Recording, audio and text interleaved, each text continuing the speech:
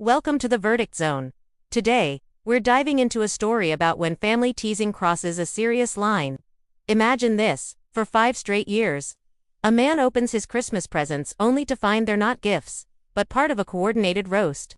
After dropping hints and even sending a detailed wish list, the gag gifts just got worse, escalating into deeply personal territory. Finally, an explosion on New Year's Eve has the family completely divided. So, who's in the wrong?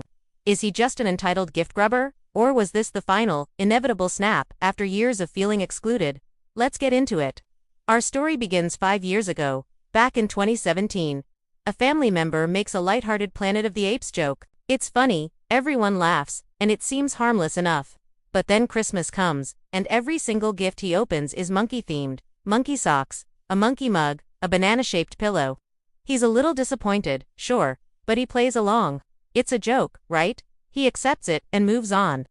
The next year, the joke expands.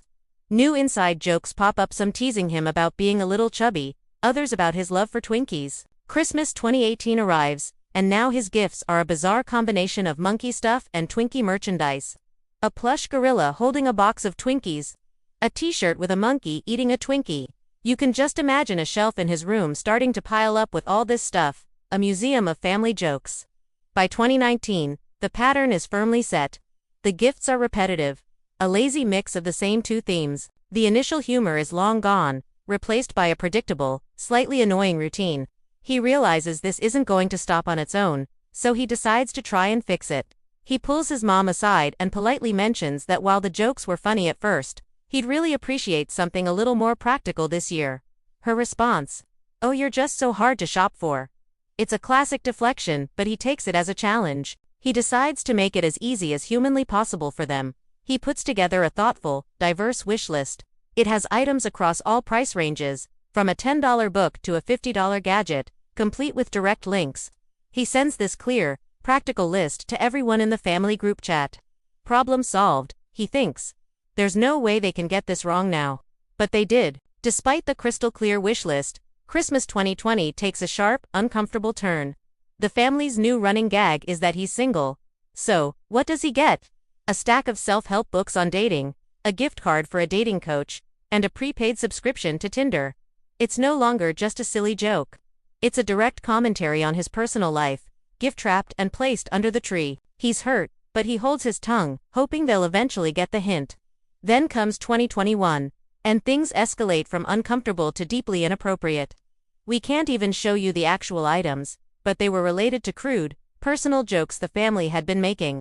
Think lingerie and adult toys that are not only deeply personal but completely out of line for a family gift exchange. These weren't just bad gifts. They were shocking, humiliating, and a massive violation of his boundaries, especially when contrasted with the simple, practical items on his wish list. The breaking point finally arrives on New Year's Eve. The family is all together, and one of his relatives makes a passive-aggressive comment. Something like, "Hope you're putting those Christmas gifts to good use." That was it. 5 years of frustration boiled over. He completely lost it, yelling that he was sick of being the family's running joke. His core complaint, shouted in the middle of the argument, was this: "I'm the only one no one bothers to be considerate of. Every year, you prove you don't know me or even care to." The aftermath was messy.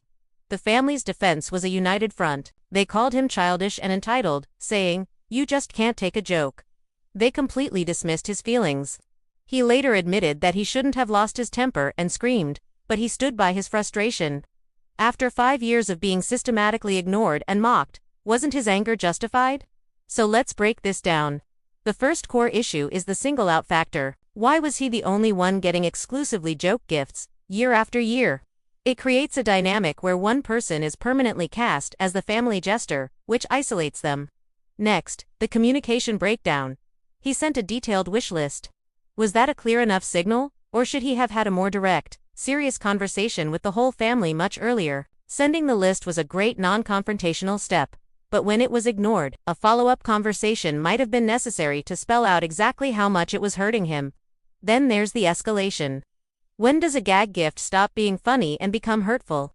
A one-off joke is one thing, but when it becomes a yearly tradition that evolves to target sensitive areas of your life, like your relationship status or private matters, it's no longer a joke.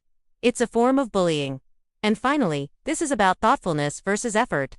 Giving a gift based on a tired inside joke isn't thoughtful, it's lazy.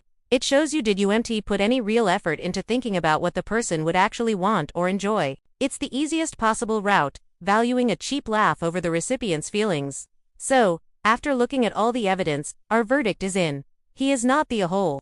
This was never about materialism or being an ungrateful gift grubber.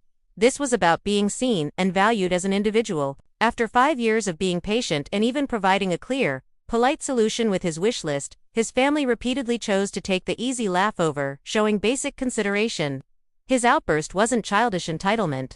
It was the inevitable result of being treated like a caricature. Not a person, on a day that's supposed to be about warmth and connection. A gift is a message. And when the same mocking message is delivered year after year, long after the laughter has faded, it stops being a joke. It starts being an identity that you're forced to wear. So what do you think? When does a family joke officially become cruel? Have you ever been the butt of the family joke and felt like you couldn't escape it? Share your stories and your verdict in the comments below, and don't forget to subscribe for more verdicts on family, fairness, and friction. Thanks for watching.